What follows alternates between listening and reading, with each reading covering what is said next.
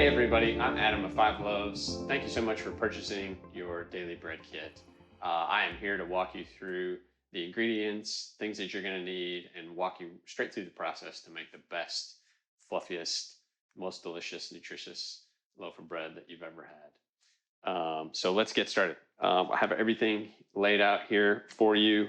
Let's start with what comes in the kit here on my left, and what is not included, what you're going to need on my right. First, you have your fresh milled hard red wheat. This is from 4 Generations Organic Farms. It's pre-measured. All you have to do is dump it in. It does have oxygen absorber in there, so make sure you take that out. And then we have yeast, sunflower lecithin, sea salt, raw. This is a Texas honey, raw honey.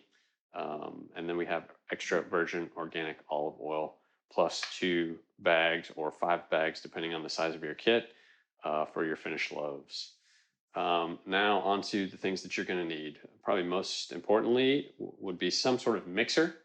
I happen to have the Ancrashum, which is great. You can do this in a bowl. If that's something you're interested in, please leave a comment or send me a message, and maybe we'll do a video about doing it by hand, and we'll post that.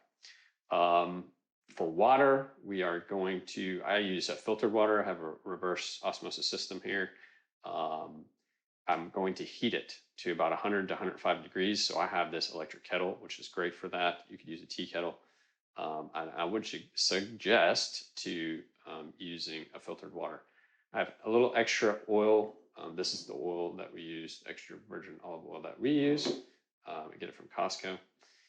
That's for shaping, to just help with the shaping process. If the dough's a little sticky, that can be helpful. I have this dough scraper. We're going to use that for just dividing the dough. Don't necessarily have to have that, but it's kind of handy. I have a spatula. We're going to use that for getting the dough off the sides of the bowl. Towel, obviously, a temperature thermometer. This is a probe. It's nice to getting the internal temp of the bread, which we want finished bread temp to be about 190. Then I have 2 pans. These are USA pans. They're great. They don't stick. We don't need any oil or anything in them, or parchment paper. Then I have a digital scale, which I love to use. And then we have 1 pasture-raised egg, which I would highly recommend going and getting some eggs for this. It definitely improves the flavor. All right, so let's get into making our daily bread. First thing, we're gonna warm up our water. I have this water at about 105 degrees because the flour, like I said, is coming out of the freezer, so it's a little bit cold. So I want to warm it up. We want to get our dough temp at about 85 degrees. So first thing, I'm gonna dump in my olive oil.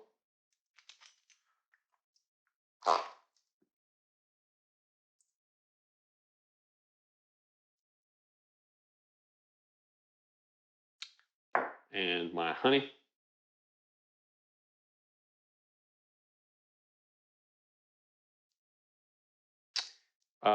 And I like to use the warm water, to clean out the ingredients to make sure I get everything. So, and I also have my mixer bowl on a gram scale. So I'm watching, I will be watching the weight of the water as I pour it in. So I'll put the olive oil in, I'll put the honey in, and then I'm going to zero out the scale and add my water. I have this little spatula that'll help me get some of this honey out. I'm going to pour in some warm water into the honey. We can let that sit for a little bit. I'll pour a little bit even into this olive oil bottle.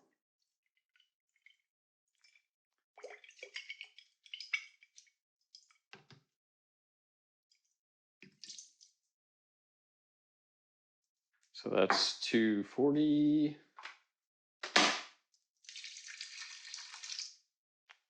And then that's 300. All right, so that's your water, your olive oil, and your honey. I would take your lecithin, your sunflower lecithin, and put that in. The lecithin tends to clump up.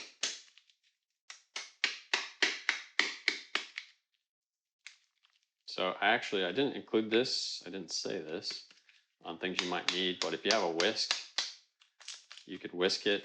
You know, if you want to use your spatula.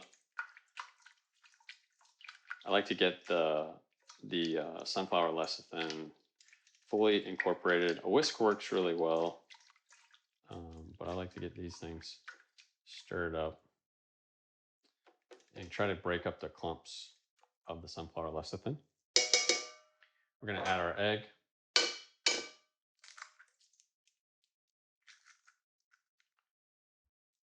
Put it on our mixer.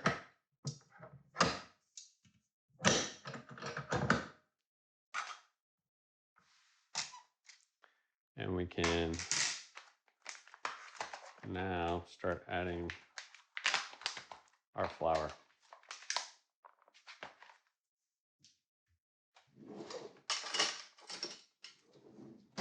I'll just show you with a whisk.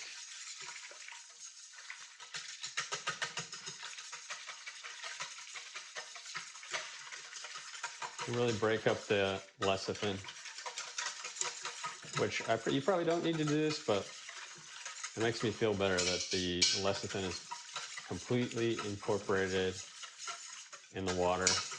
And this sunflower lecithin is really going to help with the bread texture. I think it's part of the keys to making it a bit more like store-bought bread, honestly, not in the nutrition, obviously, but in the texture of it and the airiness, and it'll actually help it stay stable longer on the counter by including this sunflower lecithin. All right, so then I'm going to turn on my mixer and start incorporating our flour.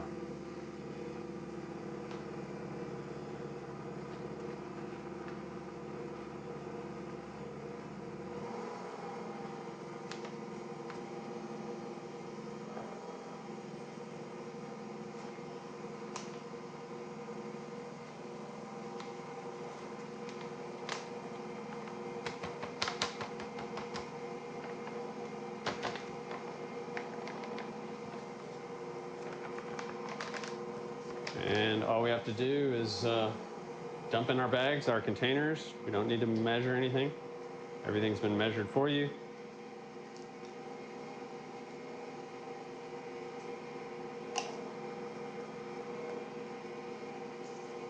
Now you got these nice little containers you can do something great with.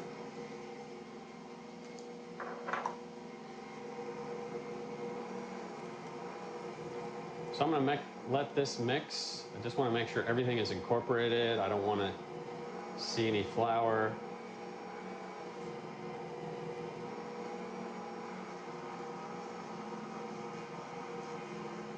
I like to scrape the sides just to get that off of there.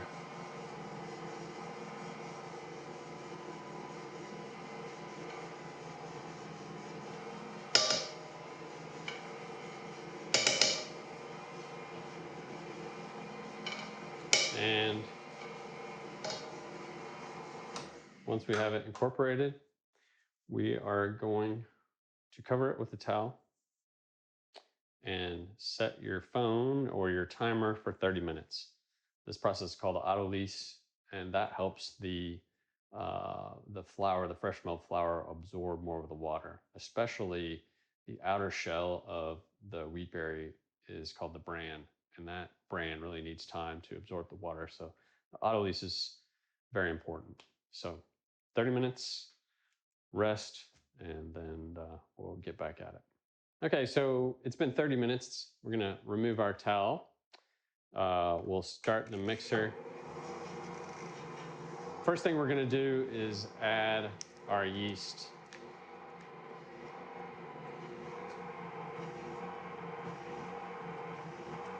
Again, this is pre-measured, so you just dump the full packet in.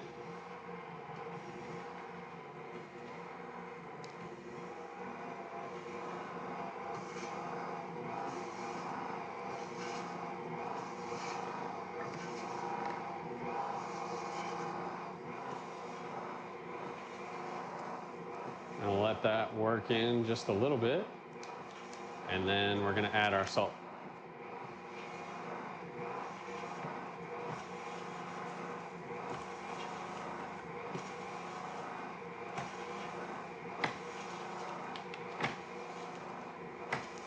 I try to sprinkle it and add it in different spots. I don't just dump it in. I try to get it in different spots on the dough. And we're going to let this mix for probably 5 minutes, 5 to 10 minutes. And we're just going to be watching the dough. It'll start out kind of loose and shaggy. Some people will refer it to the dough as kind of shaggy. It's going to get smooth, and then we will stop and perform a Windowpane test, and I'll show you what that looks like. So it's been about 7 minutes. Dough's looking pretty good. What I'm going to do is pinch a section of it and pull it out with my hands, stretch it out, and we're going to do what's called a Windowpane test. So it's sort of like if you imagine blowing a bubble, we should be able to stretch this and get it really thin so that we can see light without it breaking. And this dough looks great. If it's not quite there, if it tears apart too easy, you can just add a couple more minutes and keep mixing. Eventually it'll come together. So with the Ankersham, it comes with a lid. So we're gonna prove now our first prove. So I'm gonna take out this parts to the Ankersham mixer, scrape off the dough, take this guy out. It's pretty clean. That's the other thing you'll see is that most of the dough will come off of the mixer pretty easy. It'll all start to clump together. That's a good sign. So I like to scrape the sides, incorporate it.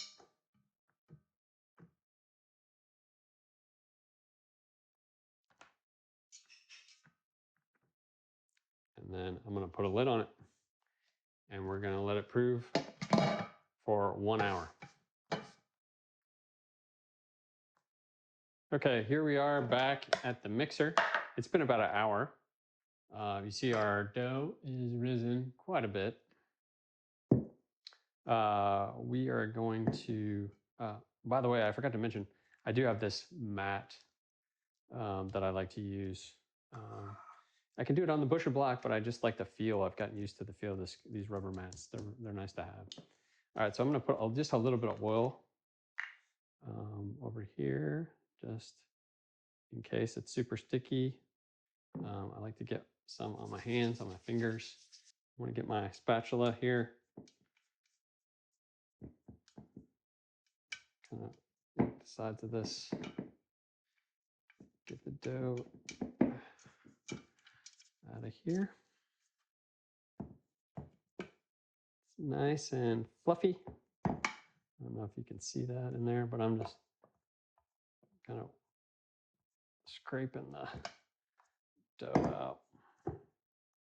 I want to get it out in one big lump. There we go. Basically what we're doing is just trying to shape it for the pan. The shaping is really important to build tension so that the yeast has a structure that it can rise in. This is where the dough scraper is helpful. If you want to pull out your scale, we can measure this dough. So put a little bit of oil on our scale. And if we want to divide this evenly, we can guesstimate or we can measure it.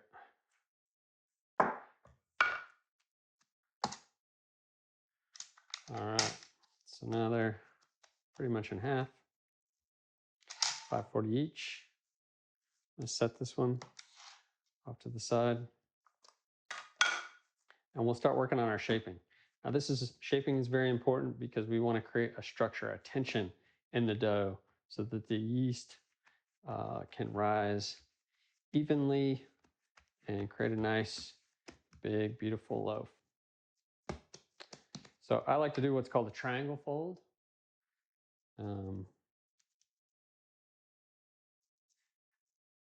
We're going to first start by pressing the air out. Press out all the air. Okay. It might add a little oil to your hands. You can use a little olive oil here. Sometimes it's nice to just have a little bit of oil. All right, so we pressed it out. We're going to take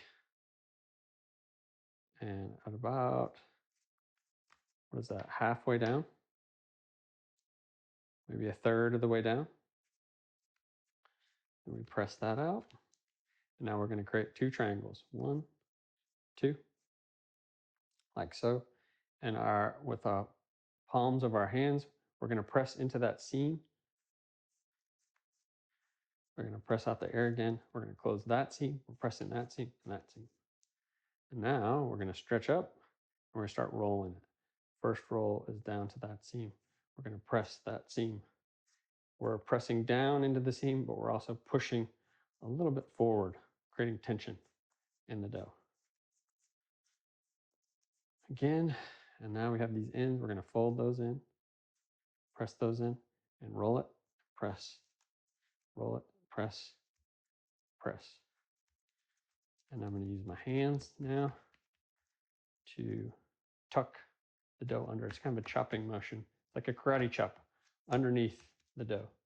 That creates tension and it closes the seam on the bottom. And again, if it starts to get too sticky, just add a little bit of oil to your hands. All right, that's ready. There's the seam. We can also pinch that.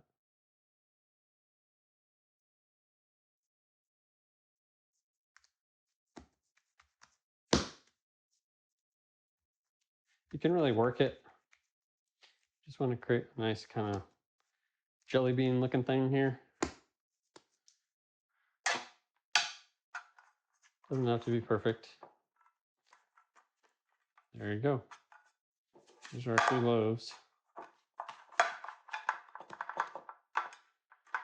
Now, we cover it with our towel and we let it rest. And it will be about an hour. We'll come back in about an hour and we'll check those.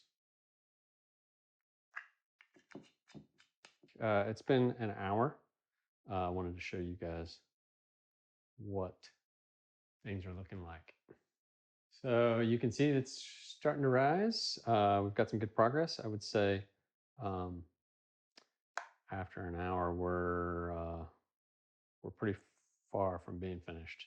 I bet it needs another 45 minutes is my guess. And things are a little bit cooler here.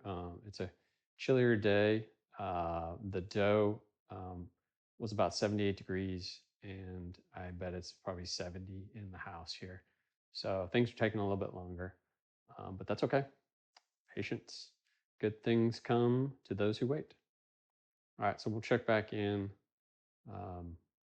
another 45 minutes. All right, so it's been another 30 minutes. I want to show you where the loaves are at. Getting there.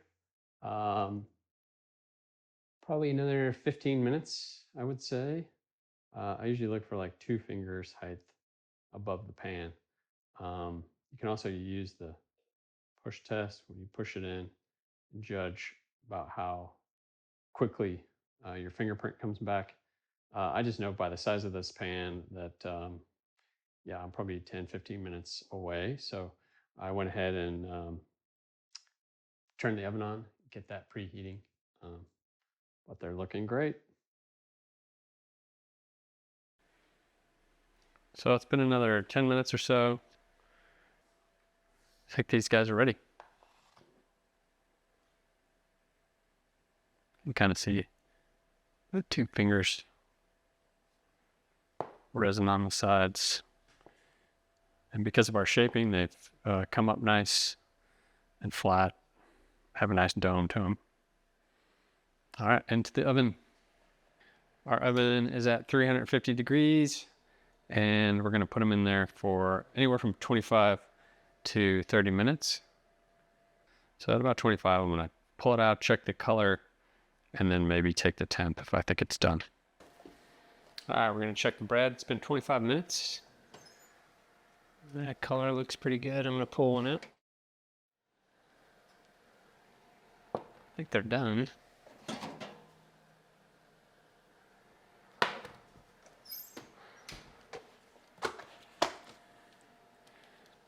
Take the thermometer, and we can check the temp here.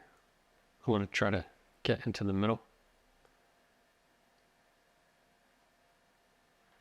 And I usually try to get around 195, 200, and these are done.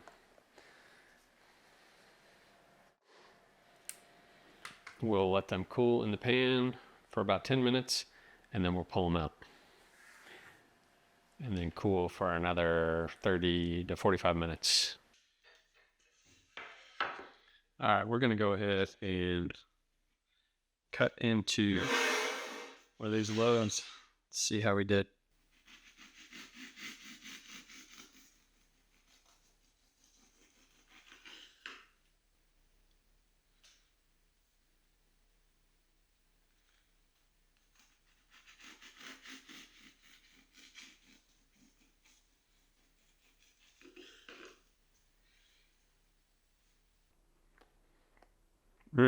That is so good.